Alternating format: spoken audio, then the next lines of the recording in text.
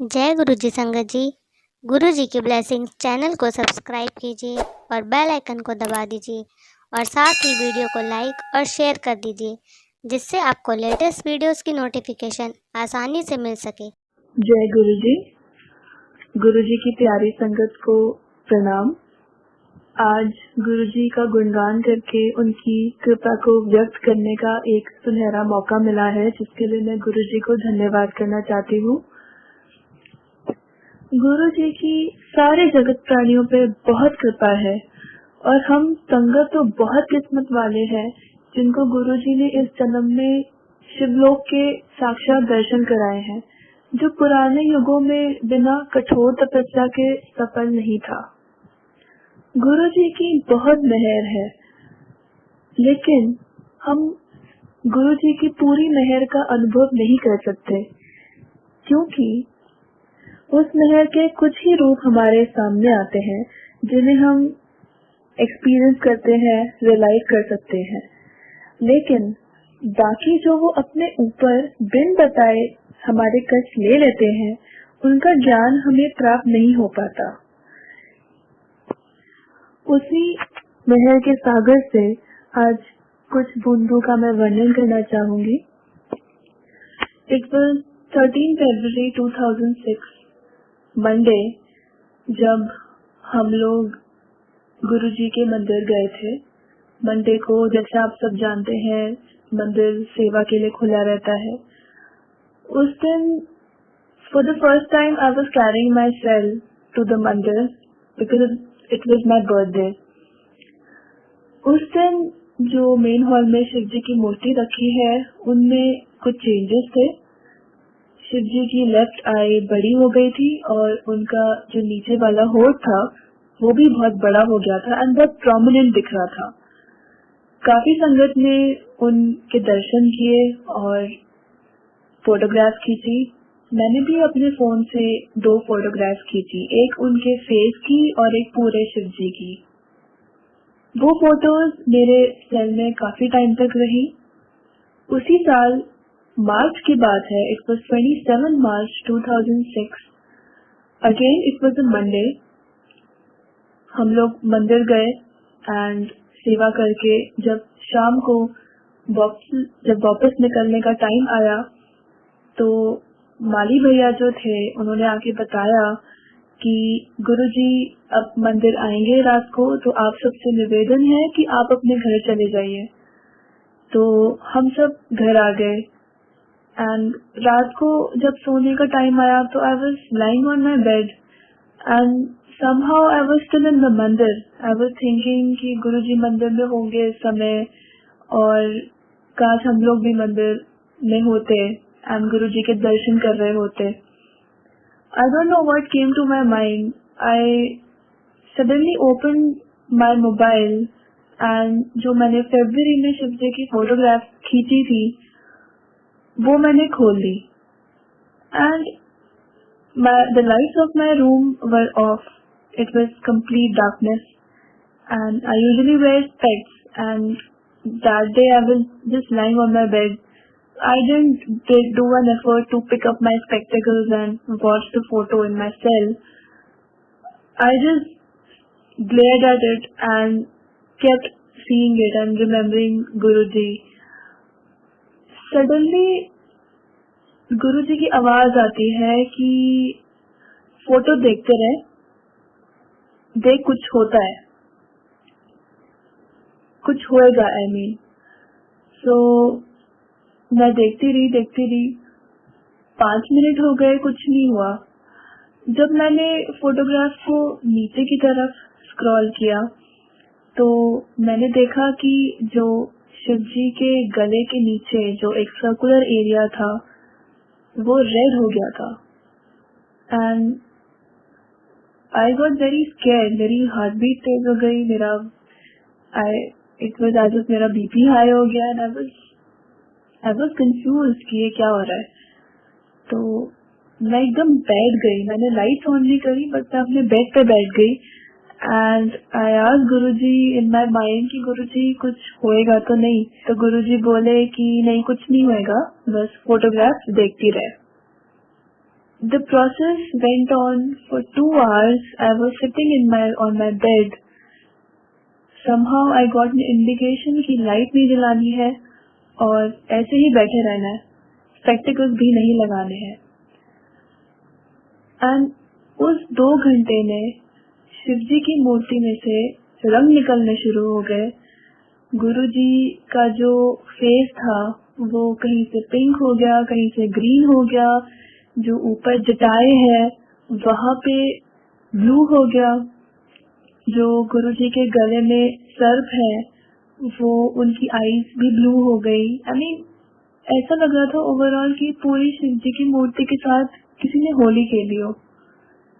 And अगर आप जिसको स्पेक्स लगे हो, अगर वो बिना स्पेक्टिकल्स के बहुत देर तक टीवी देखे या मोबाइल पे देखे तो स्ट्रेन पड़ता है, but I was as fresh as anything. कुछ स्ट्रेन नहीं पड़ा मुझे 2 घंटे, कुछ भी नहीं हुआ। I just kept looking at my phone और अपने आप कलर्स निकले जा रहे थे। वो कलर्स फोन के बाहर नहीं आए बट वो शिवजी की मूर्ति में ही रहे।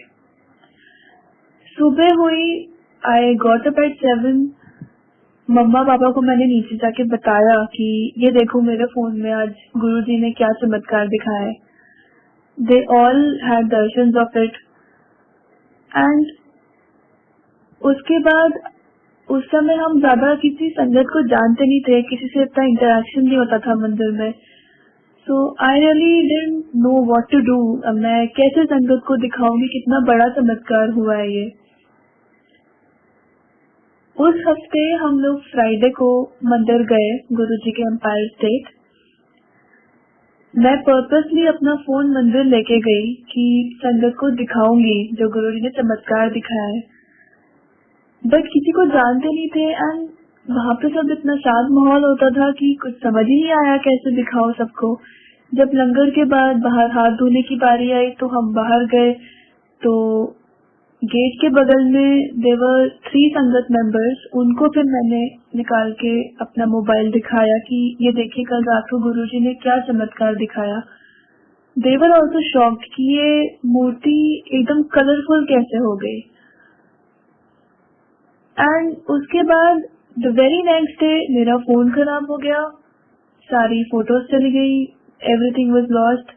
आई मीन वो दर्शन कुछ ही संगत को दर्शन देने के लिए गुरुजी की आज्ञा होगी, उसके बाद मेरा सेल ही बंद हो गया था। That was the first divine Darshan I had of Guruji. Those days I was in college. I was pursuing my bachelor's in economics from Metric College. उन दिनों I was in the process of learning the divine rules. जैसे गुरुजी कहते थे कोई logic नहीं लगाना है और अपनी अंदर की आवाज को सुनो। जो गुरुजी कहते थे मैं हमेशा टेलीपैथी में होता हूँ। एंड गुरुजी से कभी कोई क्वेश्चन नहीं करना, बस उन्हें ब्लाइंडली फॉलो करते रहना है। तो उन्हीं दिनों की बात थी, मेरे कॉलेज में एक प्रेजेंटेशन रखी गई थी। हमें टीचर ने 10 सब्जेक्ट्स दिए थे एंड उन 10 टॉपिक्स को हमें प्रिपेयर करके आना था। एंड द प्रोसेस वाज कि जब आपकी प्रेजेंटेशन होएगी so there will be 10 sheets each containing one topic, and when your turn comes you have to pick one of the chips and speak on that. And however, if you're not comfortable with your choice you have got, then you have one chance of changing the topic by picking another chip. Beyond that, your marks will be cut. So in the morning, मैं घर से निकली, मैं बस में थी, I was going to my college, और मैं सारे टॉपिक्स को रिवाइज कर रही थी कि प्रेजेंटेशन है तो ऑब्वियसली आई डिडंट नो कि कौन सा टॉपिक आएगा, तो I was preparing for each one of them. There was a particular topic जिसको मैं पढ़ रही थी। उसी टाइम गुरुजी बोले टेलीपैथी में कि ये पढ़ ले, यही आएगा।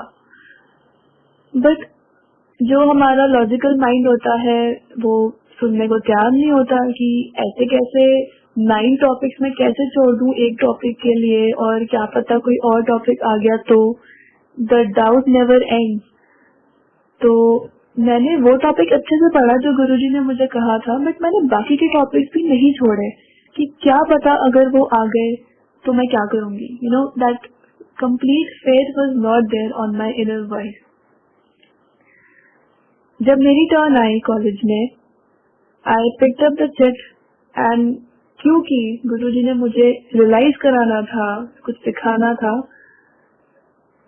कोई और टॉपिक आया कॉन्ट्रेरी टू जो गुरुजी ने मुझे कहा था कि ये टॉपिक आएगा. I said I was not comfortable with that topic and I told my teacher that I want to change it. जो second tip मैंने उठाई, that was exactly the same topic जो गुरुजी ने मुझे कहा था ये पढ़ ले, यही आएगा. ये गुरुजी के तरीके होते हैं अश्योर कराने के कि just follow me. जो मैं कह रहा हूँ उसे ब्लाइंडली फेथ करो, उसके ऊपर अपनी अकल मत लगाओ, अप्लाई नो लॉजिक्स. धीरे धीरे इस तरह गुरुजी ने अपने पाथ पे गुरुजी लेके आए कि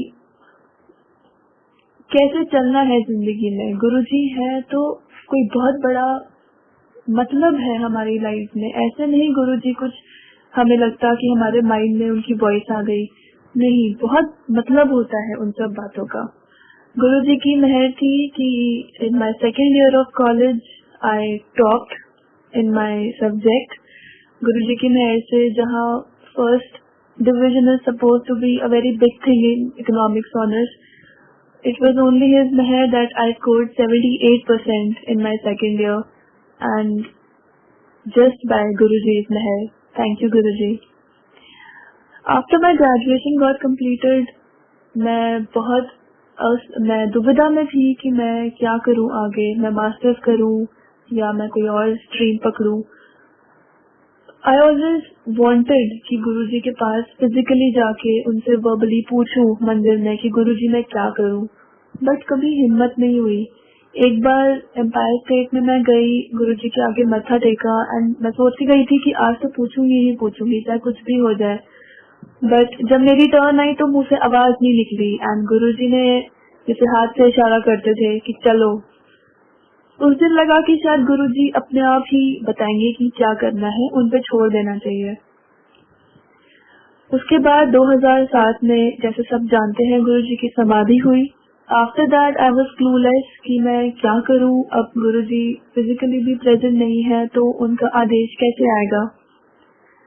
then one day I had a dream कि गुरुजी एम्पायर स्टेट में अपनी गद्दी के ऊपर बैठे हैं और जैसा मैं उनसे पूछना चाहती थी सेम वही प्रोसेस गुरुजी ने मुझे दिखाया कि गुरुजी गद्दी पे है. मैं गुरुजी के पास गई हूँ, मैं उनसे पूछती हूँ कि गुरुजी मैं एमए करूँ या क्या करूँ, तो गुरुजी बोले एमए कर ले. The order was clear, I had to do my masters. लेकिन 2007 में मैं जितने भी एंट्रेंसेस में अपीयर हुई, मेरा कहीं क्लियर नहीं हुआ. अब क्योंकि गुरुजी ने कहा था कि मास्टर्स करनी है, उनकी आज्ञा का तो उल्लंघन नहीं किया जा सकता. I decided to drop a year. पूरा साल ड्रॉप करने के बाद I was suppose to appear in another round of entrances. इसी बीच around January one day I went to Empire State with my family. वहाँ जैसे ही हम चाय प्रसाद लेके बैठे, I close my eyes and I was listening to शब्द. सडनली गुरुजी की आवाज आई, IJIDR बॉम्बे.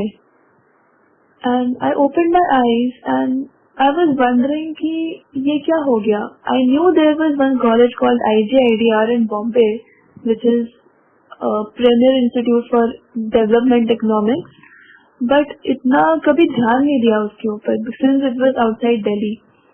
उस दिन के बाद से गुरुजी ने एक ऐसी मेहर करी कि गुरुजी हर रोज रात को ड्रीम में बॉम्बे घुमाने ले जाते थे. कभी मेरीन ड्राइव, कभी बांद्रा, कभी कहीं and it was almost every day in the morning. I used to tell my mamma कि आज गुरुजी ने फिर बॉम्बे घुमाया मुझे रात को. एंड उसके बाद the whole process seemed as if Guruji ने सब कुछ ब्लेस कर दिया था कि यही जाना है. गुरुजी ने मुझे इतना पैशनेट बना दिया था उस कॉलेज के लिए कि मेरा और कहीं जाने का मन ही नहीं करता था। मैं ऐसा लगता था कि मैं पूरी तैयारी ही सिर्फ एक कॉलेज में जाने के लिए ही कर रही हूँ। एंड जब मेरा एंट्रेंस एग्जामिनेशन का जो टिकट आया, my centre was in Shiv Modern School, my roll number was 13 and 13 is my lucky number. And जो एंट्रेंस का डेट थी that was on 27 May. Dugri में उस दिन गुरुजी का भोग था। उस दिन बहुत घबराहट थी कि अच्छे से एंट्रेंस देना है क्योंकि गुरुजी ने कहा है। और जैसे ही मैं एंट्रेंस हॉल में पहुंची, जब मैं बैठी तो मुझे बहुत टेंशन होने लगी कि अगर इसमें नहीं हुआ तो क्या होगा। तभी मेरे बगल में गुरुजी की एक मैंने फोटो रखी हुई थी डेस्क पे। गुरुजी ने अपने माथे पे ओम के दर्शन कराए। पेपर शुरू हुआ। There were 3 sections, English, maths and logical reasoning. जब पेपर शुरू हुआ, maths was okay, logical reasoning was okay, but English का जो सेक्शन था वो मेरी समझ से बिल्कुल बाहर था क्योंकि इतनी टफ इंग्लिश आई हुई थी, मुझे कुछ समझ ही नहीं आ रहा था। एंड मैं 1 मिनट तो मैं पेन पेंसिल सब छोड़ के बैठ गई कि अब मैं क्या करूं, क्योंकि we had to clear the individual cutoffs of each section to clear the exam. I thought कि मेरा तो होने से रहा क्योंकि इतनी टफ इंग्लिश है, मेरे से नहीं हो पाएगा, गुरुजी आप ही कुछ करो। Then a thought came to my mind कि नहीं, अगर गुरुजी ने मुझे इतना पैशनेट बनाया है इस कॉलेज के लिए तो अब मैं लास्ट मोमेंट में आके अपने हाथ पैर नहीं छोड़ सकती। मैंने पेन उठाया and I started with my paper. Out of 130 questions I attempted 110 questions and with the negative marking. And the invigilator who was just standing right ahead of me, she didn't have a pen that day because सारे invigilators को सबकी answer sheet पे sign करने होते हैं। She came to me and she told me can I borrow your pen? I said okay. वो गुरुजी का pen था जो उन्होंने मेरे से लिया, जिसपे गुरुजी की फोटो लगी होती है। उसी पेन से उन्होंने उस हॉल में सारे बच्चों के पेपर पे साइन किए। And when she came to my desk and when she was signing, ऐसा लगा कि गुरुजी कह रहे हैं कि अब तसल्ली मिल गई तेरे को, मेरे ही पेन से तेरे पेपर पे साइन हो गए तो तेरा एडमिशन हो जाएगा। I came out of the hall. Papa was waiting outside and he asked me कैसा हुआ paper? I said I don't know, मैंने अटेम्प्ट कर दिया है, बाकी सब गुरुजी के ऊपर है। After a month रिजल्ट आता है। Out of 112 students selected all over India, my name was on the 7th number, which is Guruji's number, and I was shocked कि ये कैसे हो गया। And the date of my interview for entrance it fell on 7th July 2008. And I was completely shocked and overwhelmed कि गुरुजी आपने कितना bless कर दिया मेरा इंटरव्यू ऑलरेडी। जब मैं इंटरव्यू देने गई तो there were 3 panels and the one जिसमें मेरा नंबर आया, वहाँ पे जब मैं घुसी इंटरव्यू देने तो मुझे ऐसा लगा कि वो लोग मेरा ही वेट कर रहे थे कि इंटरव्यू लेना है। And I could answer their every question. Result आया, I got selected in the main list, all thanks to गुरुजी। इस बीच में गुरुजी ने एक ड्रीम दिखाया था कि गुरुजी के ग्रंथ में मैंने ड्रीम में एक लड़की का सत्संग पढ़ा है and that satsang read about a girl saying that गुरुजी ने मेरा बॉम्बे में एडमिशन कराया and मेरा 2 साल उन्होंने वहाँ पे बहुत ध्यान रखा। हर पल पे मेरी सेफ्टी का उन्होंने ध्यान रखा। एंड नाउ आई रियलाइज कि वो गुरुजी ने मुझे मेरा ही सत्संग पढ़वाया था इन the dream and that is before getting the admission in Bombay. And today I can say कि गुरुजी ने सच में मेरा उन 2 साल बहुत ध्यान रखा। इन 2 साल गुरुजी ने मुझे अपने तरीके से बहुत कुछ सिखाया। लाइफ में बहुत मिसकंसेप्शन थे, गुरुजी ने वो दूर करे। It was my first step out of my home in a hostel life. Guruji ने दुनिया दिखाई, गुरुजी ने बहुत कुछ सिखाया एंड उन्होंने ऐसे लेसन दिए हैं कि जो लाइफ लॉन्ग मेरे साथ रहेंगे, लाइफ लॉन्ग मेरे लिए एक सीख है। क्योंकि गुरुजी आपको चीजें दे तो देते हैं, बट उसको आप आगे कैसे लेके जाते हो वो टोटली आपके ऊपर निर्भर होता है। Guruji never interferes with your free will. Guruji आपको कभी नहीं रोकेंगे कि आप ये सोचो, ये मत सोचो, ये मत करो, वो मत करो। ये ऐसी जगह है where Guruji sets you free. वो आपको ब्लेस करते हैं, आपके कष्ट काटते हैं, but the way you choose to live your life is totally on you, and it's totally on to us whether to choose the right or the wrong path. And personally, with me, the best part about Guruji has been that if I feel that I want to go left side and Guruji tells me कि नहीं, you have to go right side, और अगर मैं जिद करती हूँ कि नहीं गुरुजी मुझे लेफ्ट साइड ही जाना है, मुझे वहाँ अच्छा लग रहा है, Guruji will never take me forcefully to the right side. मेरा हाथ पकड़ के पहले वो मुझे लेफ्ट साइड लेके जाएंगे, मुझे एक्सपीरियंस कराएंगे कि ये चीज तेरे लिए ठीक क्यों नहीं है। उसके बाद फिर जब मेरे को समझ आ जाएगा फिर वो राइट साइड लेके जाएंगे। तो गुरुजी का process is full of making you realise about the situation. और जब तक हम सीखेंगे नहीं, हमारे में ट्रांसफॉर्मेशन नहीं आएगा, और जब ट्रांसफॉर्मेशन नहीं आएगा तो कल्याण कैसे होगा? क्योंकि कल्याण is all about the transformation you have in yourself and in your soul. At the end of my 2 years, there was a placement process held in our campus where there were companies set to come to recruit us. जब मेरे 3rd semester के exams खत्म हुए, उसके just 1 दिन बाद ये process शुरू होना था। मैंने 1 महीना 1.5 महीना काफी तैयारी करी थी पूरे इंटरव्यू प्रोसेस की। जिस दिन मेरा इंटरव्यू था, the day I got up, it was 15 December. I was very underconfident. मैं एग्जाम्स की तैयारी कर करके बहुत थक भी गई थी and I was very underconfident and I thought कि आज तो मेरा नहीं होएगा। It was day 0 of placement.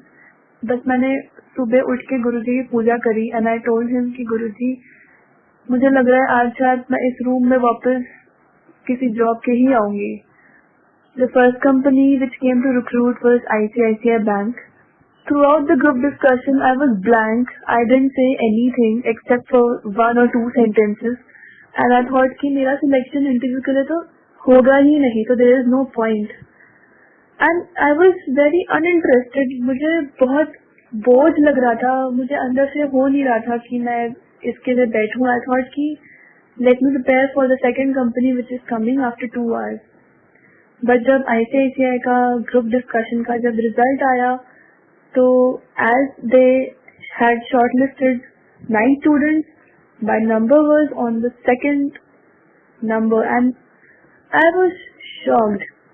ये सुन के किसी को भी खुशी होगी कि उसका सिलेक्शन इंटरव्यू में हो गया है, but I was not happy. I thought कि मुझे क्यों जाना पड़ रहा है इंटरव्यू में, क्योंकि मैं कुछ बोल नहीं पाऊंगी। I was very underconfident. But जब इंटरव्यू का टाइम आया, I don't know what happened. As I stepped inside the room, it was not me. Somebody else was speaking in my body. The interview went well and I got selected. And in the process, जब result नहीं आया था ICICI का, so there was a second company in which I appeared, and I cleared their 2 rounds. And in the end, I got to know that I got an offer from ICICI Bank as well as the second company. Since ICICI Bank had declared their results first, तो हमारी college की जो policy थी उसके हिसाब से I had to go with it. When I came back to my room, I was like, गुरुजी, जहाँ मेरे को लग रहा था कि मुझे जॉब भी नहीं मिलेगी, वहाँ आपने 1 दिन में मुझे 2 जॉब ऑफर से ब्लेस कर दिया, ये आपके सिवाय कोई चमत्कार नहीं कर सकता। After working in Bombay, I shifted to Delhi. I shifted to a place where I had interned for the time being in NCAER Delhi. But the profile I had got in NCAER, I was not happy. My pay package had reduced vastly, and the work which I was given, I was not satisfied with it at all. So in the process, I thought कि मैं job change कर लेती हूँ, but मुझे कुछ समझ नहीं आ रहा था कि मैं कहाँ अप्लाई करूँ, क्योंकि I had applied in 50-60 places, but मुझे कहीं से भी कोई रिप्लाई नहीं आया।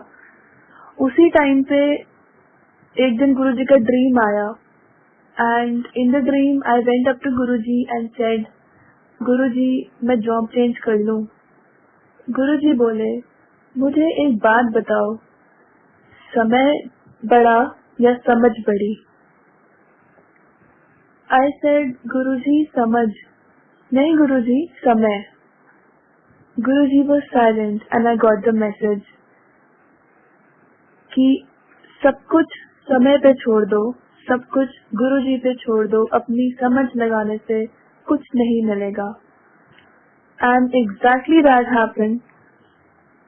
There was an interview call for planning commission which I got after 1.5 months. I appeared for the interview and Guruji ki meher se I got selected out of 15 people, and it's a miracle, and this is exactly the job which I wanted, exactly the work which I wanted in life, and I really thank Guruji for it. Guruji हर पल पे, हर मोड़ पे हमारा इतना ध्यान रखते हैं कि हमें उन्हें रिमाइंड कराने की जरूरत ही नहीं है अपनी प्रॉब्लम्स की। हमारी लाइफ हमारे किए हुए कर्मों के आधार पे लिखी हुई है, तो सुख और दुख तो उसमें आते ही रहेंगे। सबकी लाइफ आके चेंज कर दी है गुरुजी ने। गुरुजी ने कष्ट काटे हैं, दुख आते भी हैं, बट गुरुजी के चरणों में वो कैसे निकल जाते हैं हमें पता ही नहीं चलता। गुरुजी ने हमें मंदिर बुलाया है, हमें apart from getting the materialistic things and the things जिनके लिए हम प्रे करते हैं, गुरुजी हमें एक बहुत अलग पाथ से जोड़ने आए हैं, which leads us to bliss, not happiness. जो हमें दिनचर्या की चीजें गुरुजी से मांग के प्राप्त होती है वो हैप्पीनेस है, लेकिन जो गुरुजी के पास उनके चरणों में मिलता है वो ब्लिस है। The choice is completely ours कि हम bliss की तरफ जाना चाहते हैं या happiness की तरफ जाना चाहते हैं। And the main motive is कि हम गुरु जी से जुड़े, उनकी सेवा करें, गुप्त दान, गुप्त जाप और गुप्त सेवा, यही हमारा एम होना चाहिए संगत में आके। ऐसा प्लेटफॉर्म कहाँ मिलेगा जहाँ हम सेवा करके अपने कष्ट काट सके, अपनी लाइफ चेंज कर सके, और यही मौका है, ये मौका हमें जिंदगी में भगवान से जुड़ने का कभी भी नहीं मिलेगा। इस मौके का पूरा फायदा उठाना चाहिए और जितना गुरु जी से आप जुड़ सके उतना जुड़ें, जितना गुप्त पाठ कर सके उतना करें। रिसेंटली मुझे गुरु जी का एक ड्रीम आया था जिसमें गुरु जी ने 2 बातें कही, and I think this is for all the संगत। गुरु जी ने कहा, खुश रहना है तो दान करो, न्याय चाहिए तो भगवान को याद करो। And I think in this Kalyug खुशी और न्याय, that means happiness and justice are the only things जिसके लिए हम इधर उधर भटकते रहते हैं, जो हमें इस कलयुग में नहीं मिलती आसानी से। गुरुजी ने उसका भी मार्ग दिखाया है। In the end I would just like to say, सब झूठ है, गुरु जी ही परम सच है। जय गुरु जी।